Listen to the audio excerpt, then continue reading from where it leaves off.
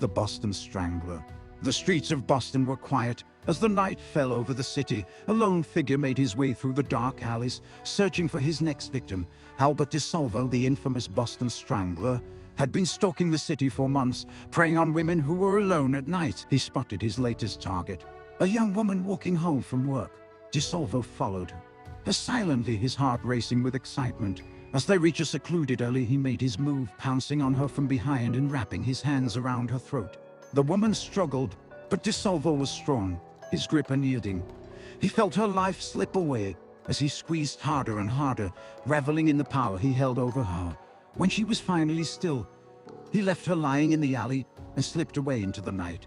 Over the next few months, DeSalvo continued his reign of terror, claiming the lives of 13 women in total.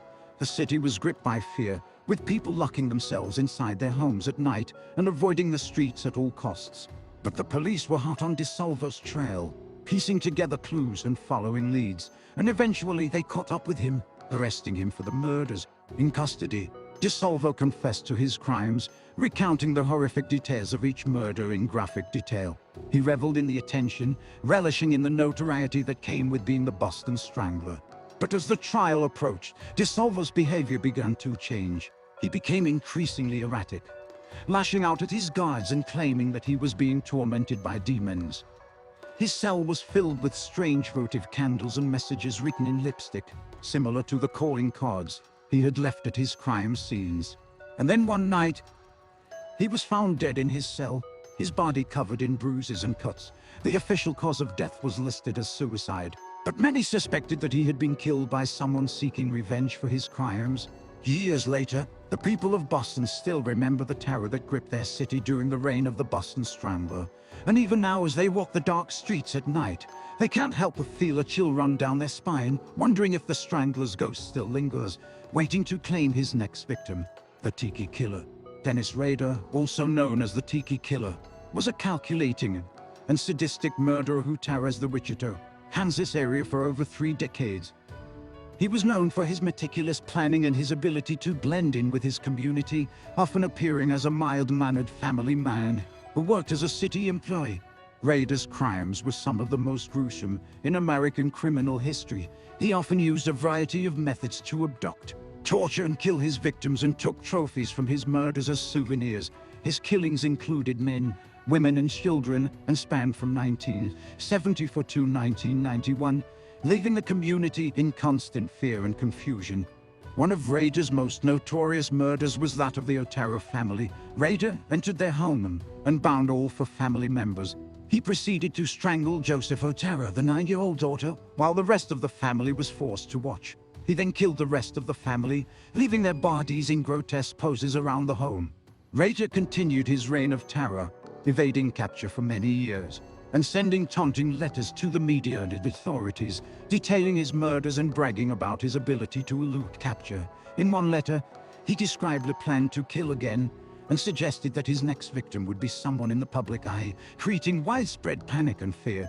Despite years of investigation, authorities were unable to catch Rader until 2004, when he sent a floppy disk to the media containing metadata that linked it to a computer at his church. This evidence eventually led to his arrest and confession to the murders during his trial. Rader attempted to portray himself as a cooperative prisoner who was willing to help authorities with their investigations, while the families of the victims described their pain and suffering.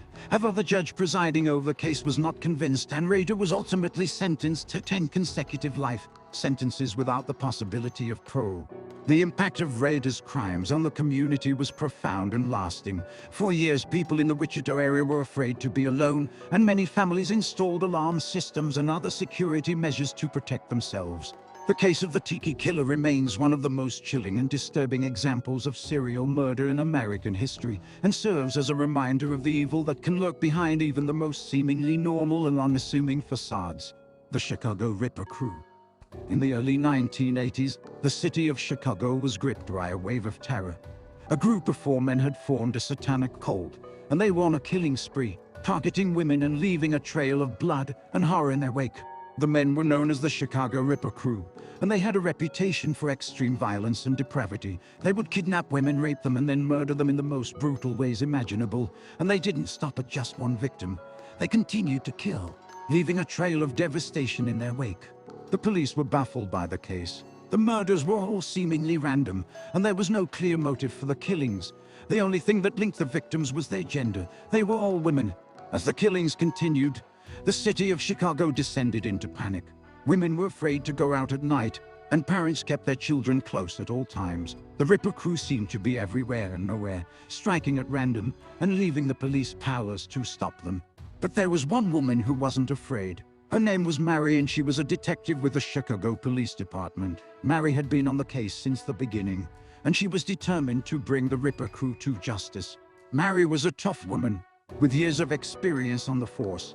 She had seen her fair share of horror, but the Ripper crew was something else entirely. They seemed to be beyond reason, beyond humanity. But Mary wasn't one to give up easily. She dug deep into the case, poring over every scrap of evidence and every lead, determined to find the men responsible for the murders. One day, Mary got a break. A witness had come forward, claiming to have seen one of the Ripper crew members leaving a crime scene. Mary tracked down the man, and he led her to the other members of the cult. The men were arrested, and the police found evidence linking them to the murders.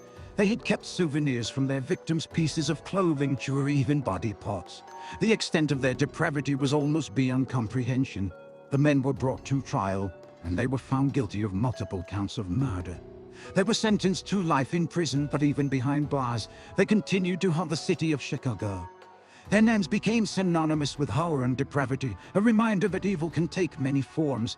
And for Mary, the case had left its mark.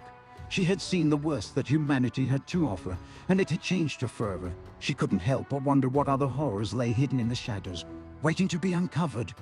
But one thing was certain: she would never forget the terror of the Chicago Ripper crew, and she would never let her guard down again. The Green River Killer. It was a typical rainy night in Seattle when Marie, a young prostitute, was propositioned by a man in a green pickup truck. She climbed in and gave him an address, but the ride quickly took a dark turn. The man, Gary Ridgway, was known as the Green River Killer for his murders of dozens of women, many of whom were prostitutes like Marie. As they drove deeper into the darkness, Marie began to feel uneasy. She could sense something was off about this man, something sinister lurking just beneath the surface. But she needed the money, and so she stayed in the truck, hoping to get through the ride as quickly as possible. Ridgway was silent as he drove, staring straight ahead with a blank expression on his face. Marie tried to make small talk, but he just grunted in response. She felt a cold sweat forming on the back of her neck as they pulled off the main road and onto a deserted backstreet. "What are you doing?" she asked, her voice shaking. Ridgway just smiled at her, a sickening grin that made her skin crawl. "Don't worry, honey," he said.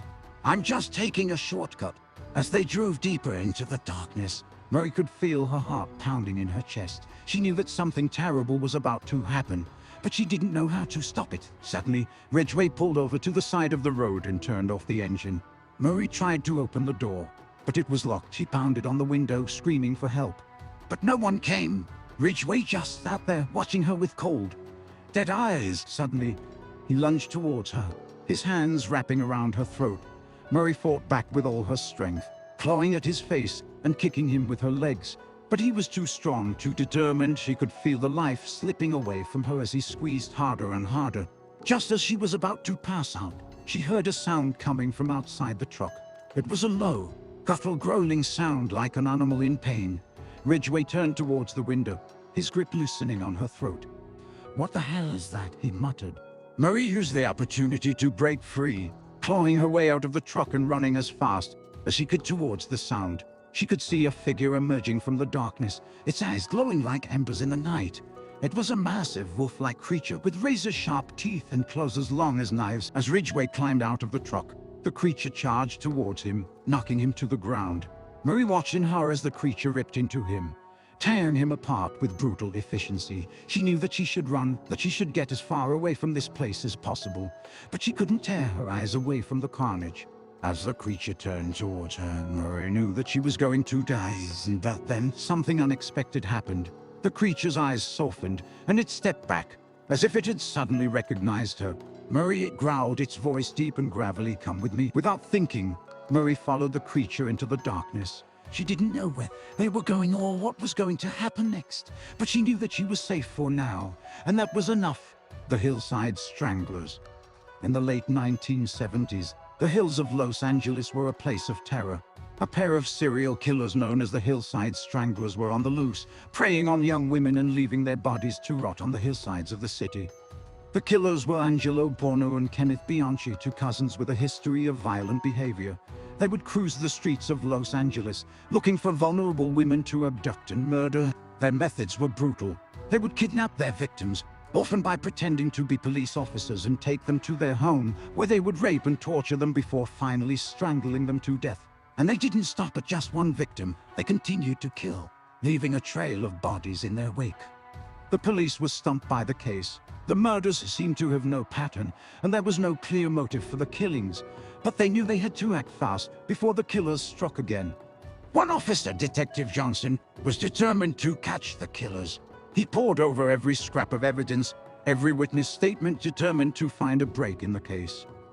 One day, Johnson got a call from an anonymous informant. The informant claimed to have information about the Hillside Stranglers, and he was willing to give it to the police. Johnson met with the informant, who gave him the names of Buono and Bianchi. He also gave him a tip about where they might be keeping their victims' bodies. Johnson and his team searched the area, and they found the bodies of several of the victims. They were horrified by what they saw. The women had been brutalized in the most unimaginable ways. The police moved quickly, arresting Buono and Bianchi and charging them with multiple counts of murder. They were eventually found guilty and sentenced to life in prison, but the city of Los Angeles would never forget the horror of the Hillside Stranglers. For Johnson, the case had left its mark. He had seen the worst that humanity had to offer, and it had changed him forever. He couldn't help but wonder how many other killers were out there, lurking in the shadows and preying on the innocent. And for the families of the victims, the horror would never truly be over. They would always be haunted by the memories of their loved ones and by the knowledge that their killers had walked among them, hiding in plain sight. The Hillside Stranglers had left a legacy of terror and death that would never be forgotten. The Manson family murders. The night was dark and cold, and the air was thick with tension. A group of young people were gathered in the middle of the desert, their eyes fixed on their leader, a man named Charles Manson. He was wild-eyed and disheveled, his face contorted into a crazed grin. "Tonight is the night," he said, his voice low and menacing. "Tonight, we will start helter-skelter." The group looked at each other nervously, unsure of what he meant. Manson had been talking about this race war for weeks, telling them that it was their destiny to bring it about. They had all been drawn to him, to his charisma and his strange hypnotic powers, but now they were starting to wonder if they had made a terrible mistake. Manson led them to a house on the outskirts of Los Angeles, where a young actress named Sharon Tate was staying with some friends. They crept up to the house, their hearts pounding in their chests. Manson handed out knives and instructed them to kill everyone inside. The group hesitated, but Manson's words rang in their ear. "Do it for helter-skelter," he whispered. "Do it for the future of the world." They burst into the house, screaming and shouting, their knives flashing in the darkness. Sharon Tate and her friends were caught off guard, unable to defend themselves against the onslaught. They begged for mercy, but the group showed none. When they were finished, the house was bathed in blood, and the only sounds were the moans of the dying. Manson and his followers escaped into the night, leaving a trail of destruction in their wake. They believed that their actions would spark the race war that Manson had predicted, that it would bring about a new era of freedom and chaos. But the race war never came. Instead, Manson and his followers were arrested and tried for their crimes. The world looked on in horror as the details of the murders emerged, as the true horror of Manson's twisted philosophy was revealed. In the end, Manson was sentenced to life in prison. His followers scattered to the winds, but the legacy of the Manson family lives on, a grim reminder of the darkness that can lurk in the human heart.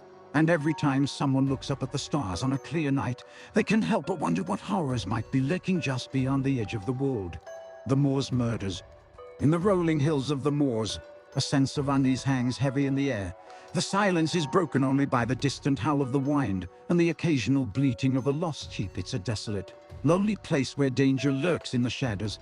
In the early 1960s, two twisted individuals, Brady and Myra Hindley, roamed these moors looking for prey.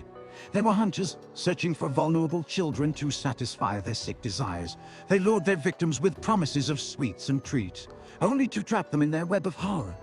Their reign of terror lasted 2 years, during which time they abducted, tortured and murdered 5 innocent children.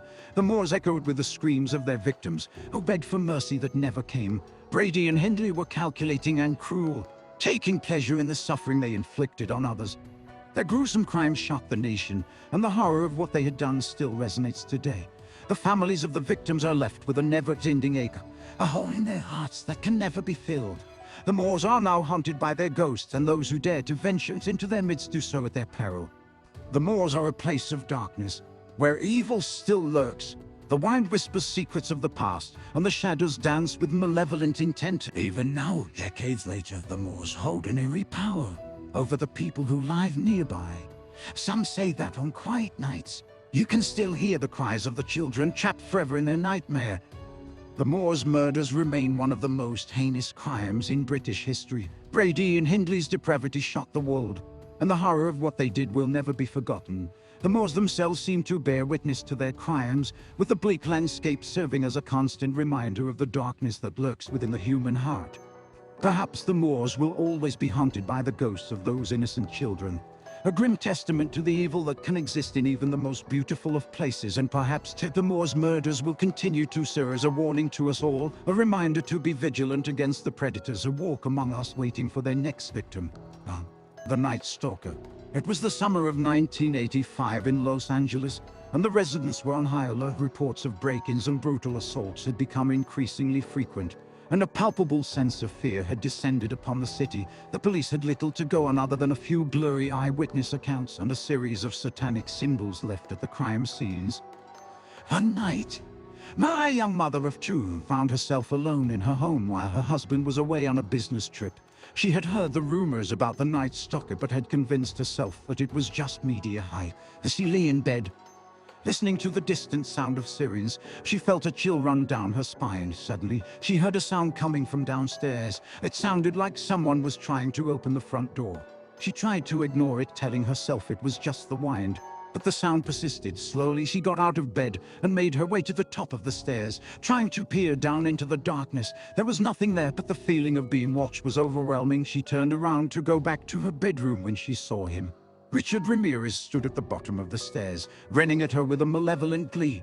His eyes glinted in the dim light, and Maria felt her blood run cold. She knew who he was and what he was capable of. "Hello, pretty lady," he said, his voice dripping with menace. "What's your name?" Maria tried to back away, but her legs refused to move. She felt paralyzed, rooted to the spot as Ramirez began to climb the stairs towards her. "I said, what's your name?" he repeated, his grin widening. Maria tried to speak, but her throat felt dry. She managed to croak out a single word. "Maria." Ramirez reached the top of the stairs and lunged towards her. She screamed and tried to run, but he caught her and dragged her back towards the bedroom. She fought him with all her strength, but he was too powerful. As he began to assault her, Maria could see the satanic symbols etch into his skin. She knew that she was going to die. But then something strange happened. Ramirez suddenly stopped, looking around the room as if he had heard something. Maria could hear it through a low, guttural growling sound coming from somewhere nearby. Ramirez looked terrified, his eyes wide with fear. "What the hell is that?" he muttered, backing away from Maria. Suddenly the bedroom door burst open, and a huge shark-shaped charge into the room. Maria watched in horror as Ramirez was torn apart by the creature, its sharp claws ripping into his flesh. As the creature turned towards her, Maria could see that it was a demonic figure, with glowing red eyes and a mouth full of razor-sharp teeth. She screamed and tried to run, but the creature caught her and dragged her back towards its lair. As she lay there, trapped in the darkness, Maria realized that the Night Stalker was nothing compared to the horrors that lurked in the shadows, and she knew that she would never be safe again. The Toy Box Killer. In the deserts of New Mexico, there once lived a man who was known as the Toy Box Killer. His name was David Parker Ray, and he was a monster unlike any other. Ray had a trailer, which he called his toy box. It was his lair, his dungeon, his place of unspeakable horrors. Inside, he had soundproof walls, a gynecological chair, and all sorts of torture devices that he used to inflict unimaginable pain and suffering on his victims. The Toy Box Killer was a master of manipulation. He would lure women into his trailer with promises of drugs or money, and once they were inside, he would subdue them with drugs and begin his sick and twisted games. Ray had a video camera that he used to record his crimes. He would force his victims to watch the videos so they would know what was coming next. He would play them back for them over and over again, tormenting them with the knowledge that there was no escape, that the things he did to his victims were unspeakable. He would perform painful and invasive procedures on them, using his medical knowledge to cause them the most extreme pain imaginable. He would torture them with electricity, whips, and chains, and he would rape them repeatedly, taking pleasure in their screams and cries for mercy. One of Ray's victims, Cynthia Vigil, managed to escape from his clutches. She told police about the horrors that she had endured, and they began investigating the toolbox killer. When they raided Ray's trailer, they found all sorts of evidence of his crimes, videotapes, torture devices, and even human remains. Ray was arrested and charged with multiple counts of kidnapping, rape, and murder. At his trial, Ray was unrepentant. He claimed that his victims were willing participants in his sick games, and that he had done nothing wrong, but the evidence spoke for itself, and he was eventually convicted and sentenced to life in prison. For the people of New Mexico, the toolbox killer was a source of fear. They had never imagined that someone like him could exist in their midst, and for the victims and their families, the scars of his crimes would never truly heal. They would always be haunted by the knowledge of what had happened to them, and run by the fear that there could be other monsters like the toolbox killer out there, waiting to strike.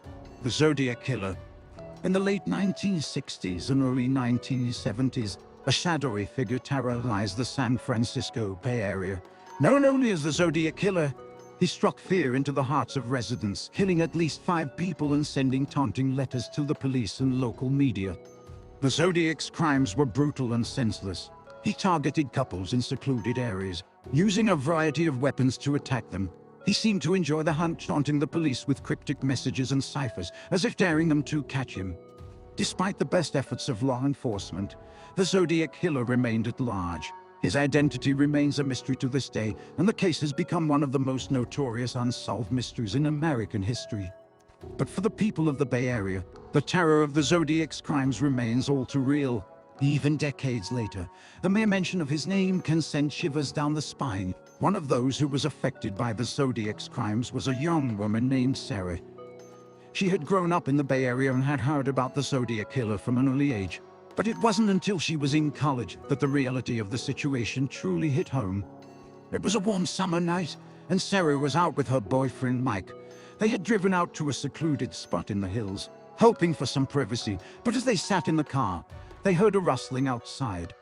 At first, they thought it was just an animal, but then they heard footsteps approaching. Suddenly, there was a knock on the window. Sarah screamed, and Mike gunned the engine, speeding away as fast as they could. It wasn't until they got home that Sarah realized what had happened. They had almost become the Zodiac Killer's next victims. The experience left her shaken, and she became obsessed with the case, poring over every detail in an attempt to make sense of what had happened. But the more she learned, the more she realized that there was no making sense of it. The Zodiac's crimes were senseless, his motives impossible to discern. And worst of all, he was still out there somewhere, waiting to strike again. As the years passed, Sarah grew older, but her fear of the Zodiac never diminished. She watched as new leads were uncovered, new suspects were identified, only to be ruled out. It seemed like the case would never be solved. And then one day, a breakthrough. A suspect had been identified, and there was strong evidence to support the theory that he was the Zodiac Killer. Sarah watched as the news unfolded, feeling a mix of relief and fear. If this man was indeed the Zodiac, then he was finally off the streets. But if he wasn't, then the real killer was still out there, waiting to strike again. The suspect was cleared, and the case remained unsolved. But for Sarah, the terror of the Zodiac's crimes had left a lasting impact. She couldn't help but look over her shoulder whenever she was alone, wondering if the Zodiac was out there, watching and waiting. And perhaps he was, because the Zodiac Killer was more than just a man. He was an idea, a force of darkness that still looms over the Bay Area to this day. And as long as he remains unidentified, the terror of his crimes will continue to haunt the city's residents, a grim reminder of the evil that can exist in even the most beautiful of places.